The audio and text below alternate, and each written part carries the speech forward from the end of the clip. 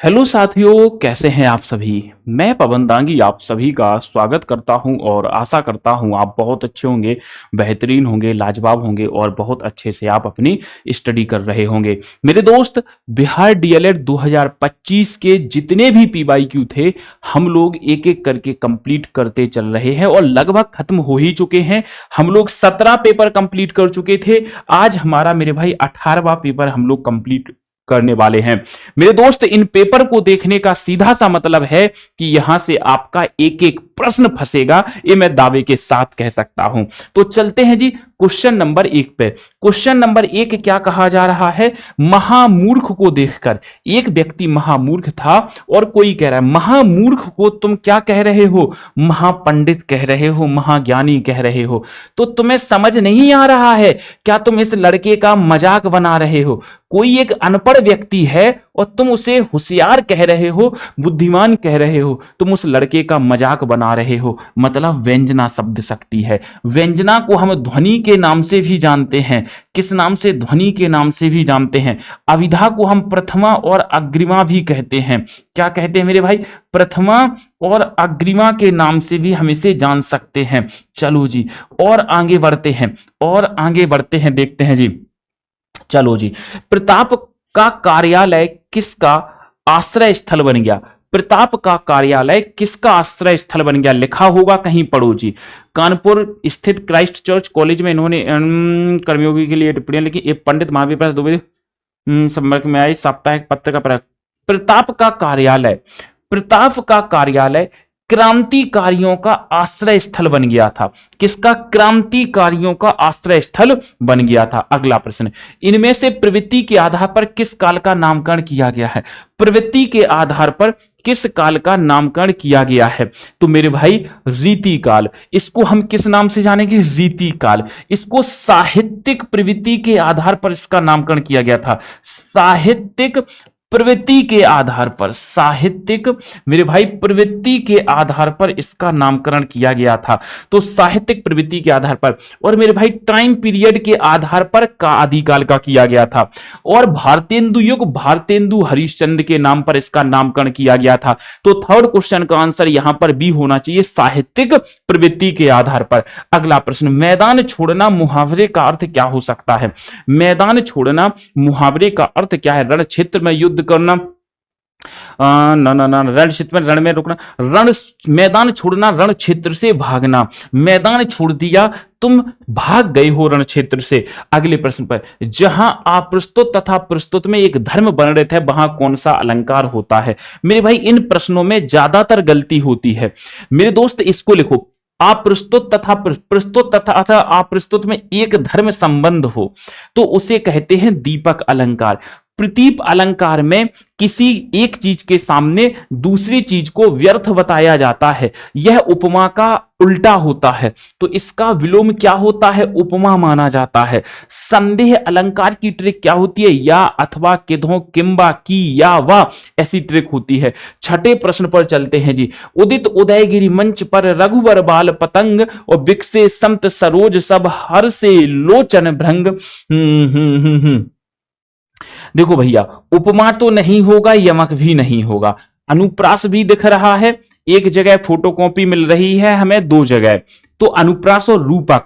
तो मेरे भाई यहां पर रूपक लगाना आप। देखो, दो तीन फोटोकॉपी होती हैं वन लाइनर टाइप, तब अनुप्रास होता है। अनुप्रास के 5 भेद होते हैं।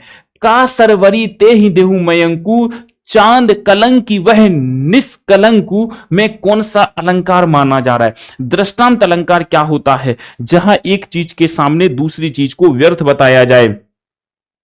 ठीक है जी। अच्छा, यहां पर दृष्टांत अलंकार क्या होता है? जब एक चीज को प्रूव करने के लिए दूसरे का सहारा लिया जाए।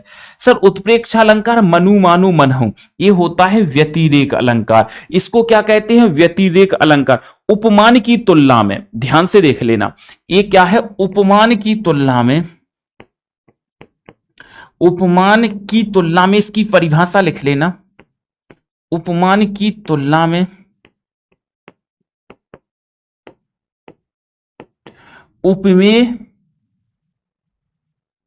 के किसी एक गुण को श्रेष्ठ बताया जाता है, एक गुण को श्रेष्ठ बताया जाता है, एक गुण को श्रेष्ठ बताया जाता है, एक गुण को श्रेष्ठ बताया जाता है, एक गुण को श्रेष्ठ बताया जाता है। जैसे यहां पर कहा गया है कर सर्वरहि, देखो मैंने यहां पर अर्थ लिख रखा है, उपमान की तुलना में उपमेय को किसी गुण में श्रेष्ठ दिखाया जाता है। अर्थ, इन पंक्तियों में कवि कह रहा है कि मैं नायिका के मुख की तुलना चंद्रमा से कैसे करूं। देखो, का सर्वरहि ते दोई मयंकु, चंद्रमा से हम नायिका के मुख की चंद्रमा कैसे करें। चंद्रमा में तो कलंक है, दाग है, जबकि नायिका का मुख निष्कलंक है, बिना दाग के है। मुख को चंद्रमा से श्रेष्ठ बताया गया है। देखो, चांद कलंकी, चांद में कलंक है और वह निष्कलंक, उसके अंदर कोई चांद कलंक नहीं है। मतलब चांद में कलंक है, दाग है, और उसका मुंह है एक स्त्री का, वो चांद से बेहतरीन है क्योंकि उसमें दाग नहीं है, कलंक नहीं है। तो इसको कहा जाता है व्यतिरेक अलंकार। 8वें प्रश्न पर चलते हैं जी। हम जो देख रहे हैं सुंदर सत्य नहीं है, वह दृश्य भगत भाषित है, बिना कर्म सिबत तो नहीं है। इन पंक्तियों में कौन सा छंद है। अब यहां पर आपको प्रॉब्लम होगी, थोड़ा सा समय लीजिएगा और फिर इस प्रश्न का उत्तर मुझे बताइएगा। मैंने कहा 14 मात्राओं की टोटल 28 मात्राएं, टोटल पहले तो मात्राएं गिन लो, टोटल 28, 20, 26, 30 कितनी हो रही हैं वो हो जाएगा। हमने केवल इन चीजों को वेश नहीं बनाया, हमने इन 4 चीजों को वेश बनाया है, इन 4 चीजों को वेश बनाया है। पहले तो वर्ण गिन लो, 1 2 3 4 5 6 7 8 9 10 11 12 13 14 15 16 17 18 19 19 वर्ण हो रहे हैं। तो ये 20 वर्ण तो हैं भी नहीं। देखो 1 2 3 4 5 6 7 8 9 11 12 13 14 15 16 17 18 19 19 वर्ण हो रहे हैं। हमें कितने चाहिए? 20। तो हम कह सकते हैं बी ऑप्शन तो गया, क्योंकि इसके अकॉर्डिंग तो 19 वर्ण ही हो रहे हैं। अब मात्राओं की बात है, कितनी मात्राएं हो रही हैं देख लेते हैं। 1 2 3 4 5 6 7 8 9 10 11 12 13 14 14 हो गई, कॉमा लगा है। जहां तक है ये ऑप्शन बनना चाहिए।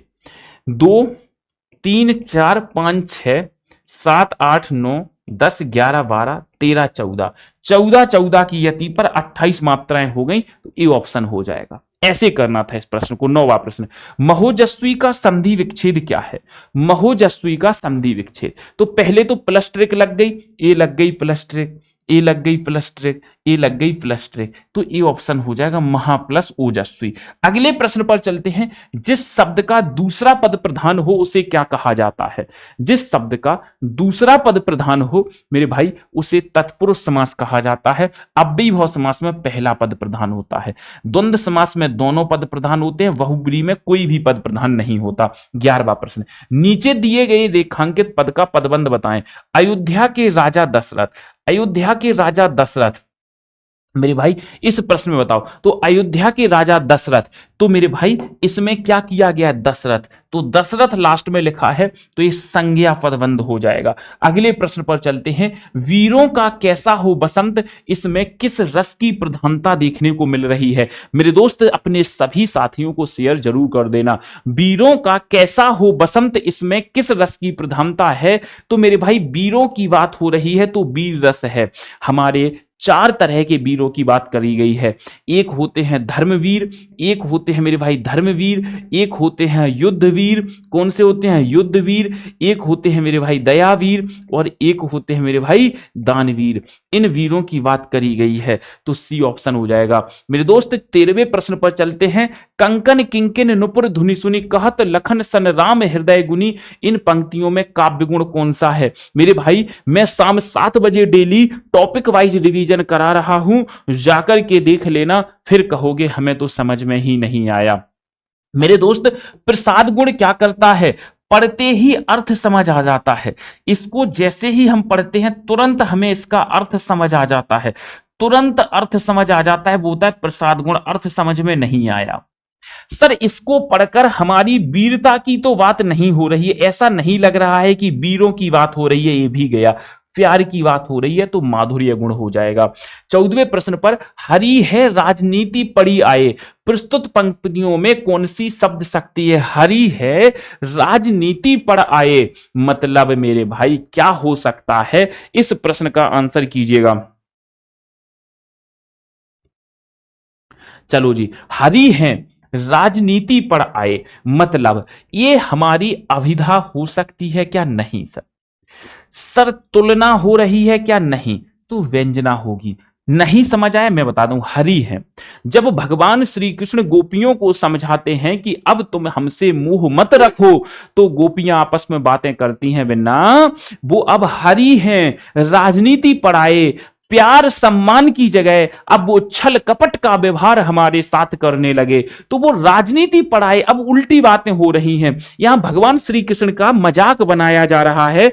गोपियां अब कह रही हैं वे प्रेम और स्नेह के बजाय छल कपट और चालाकी सीख गए हैं, तो यहां व्यंजना शब्द शक्ति होगी। 15वें प्रश्न पर आते हैं, कवित्त वर्ण छंद में कुल कितने वर्ण होते हैं?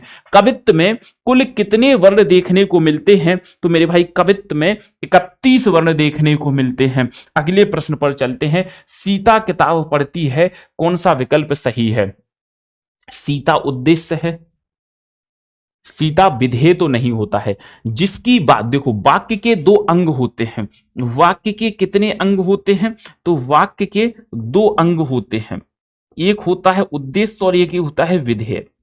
उद्देश्य क्या होता है? जिसकी बात करी जाती है। तो हम इस वाक्य में किसकी बात कर रहे हैं? सीता की। तो सीता क्या होगा? उद्देश्य होगा। और विधेय क्या होता है? जो सीता काम करती है, क्या कर रही है? किताब पढ़ रही है।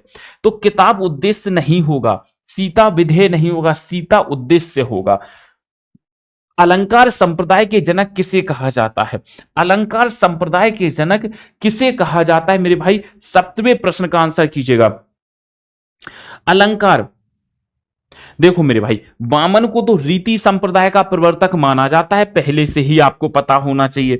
इन्हें रीति संप्रदाय का प्रवर्तक माना जाता है, इन्हें रीति संप्रदाय का प्रवर्तक कहा जाता है।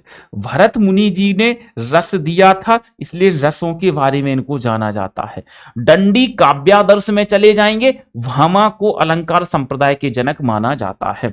18वां प्रश्न, भाववाच्य का उदाहरण क्या है? मेरे भाई ट्रिक लग रही है तो लगा दो, नहीं लग रही है तो मैं बताता हूं। भाववाच्य का उदाहरण, राकेश पुस्तक पढ़ता है, पिंकी जगह, ऐसा नहीं, पक्षी से उड़ा नहीं जाता, पक्षी से उड़ा नहीं जाता, बैठा नहीं जाता, दौड़ा नहीं जाता। अगले प्रश्न पर चलते हैं, 19वां, टीबी के मरीज ने दवा का पूरा कोर्स किया और वह स्वस्थ हो गया, ये वाक्य किससे संबंधित है?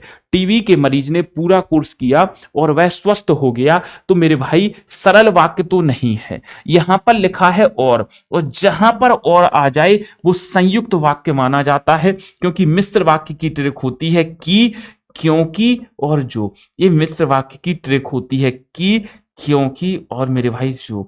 ठीक है जी, चलो अगले प्रश्न पर 20वां, मैं जैसा चाह रहा था वैसा ही सब कुछ हो रहा था, वाक्य का भेद बताएं। मैं जैसा चाह रहा था सब कुछ वैसा ही हो रहा था, तो जैसा करोगे वैसा भरोगे, ये जो का रिलेटिव है, और जहां पर जो का रिलेटिव पाया जाए कि, क्योंकि जो, वो मिश्र वाक्य माना जाता है। 21वें प्रश्न पर, यथाशक्ति में कौन सा समास माना जाता है? इस प्रश्न का उत्तर, यथाशक्ति में कौन सा? यथा प्रति हर भर नीवे अनु आ, जहां ऐसे शब्द आ जाएं वो अव्ययी भाव समास होता है। 22वां प्रश्न, इनमें से कौन सा वाक्य अशुद्ध माना जाता है? चलो जी अशुद्ध देखना है, पढ़ते हैं।